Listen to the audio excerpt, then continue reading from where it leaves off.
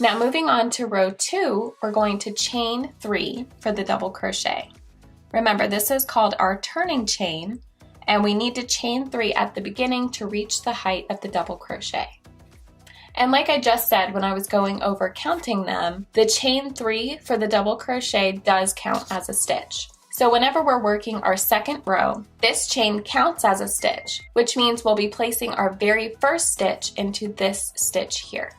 So not this stitch, this is the first stitch, but because this counts, it's basically like this is a stitch. So we're going to be placing our very first double crochet into this second stitch here. So yarn over, insert your hook under both of those loops, yarn over, pull up a loop, you'll have 3 loops on your hook, yarn over, pull through 2, yarn over, pull through 2. And there you have it. And you have a hole here because we skipped that first stitch, but this is normal. The more rows that you crochet, the more it'll straighten out. And I'll show you that as we go along. So go ahead and double crochet into the very next stitch, which is right here. Yarn over, insert your hook into that next stitch, yarn over, pull up a loop, 3 loops, yarn over, pull through 2, yarn over, pull through 2. Now we'll do that one more time, pretty slow.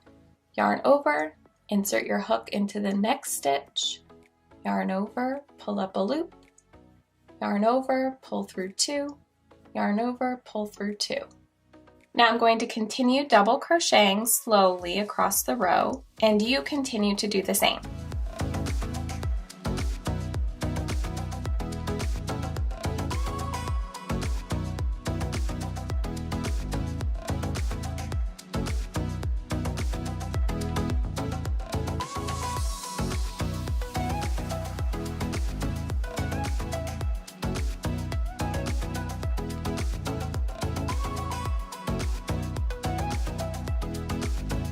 Now I'm going to stop here to explain this last part just a little bit.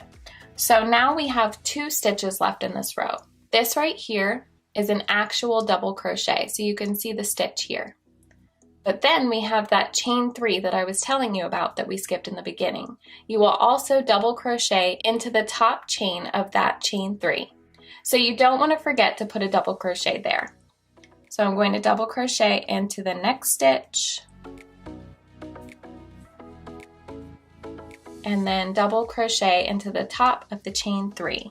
And sometimes it can be a little tight, but just squeeze it in there.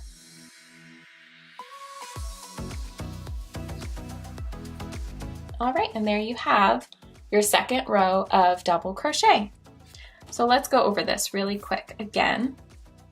We should have 11 double crochet in this row. So we have 1, and this is our chain 3 from the beginning of the row. 1, 2, 3, 4, 5, 6, 7, 8, 9, 10, and 11. So we still have the correct amount of stitches in each row. And that's it for the double crochet.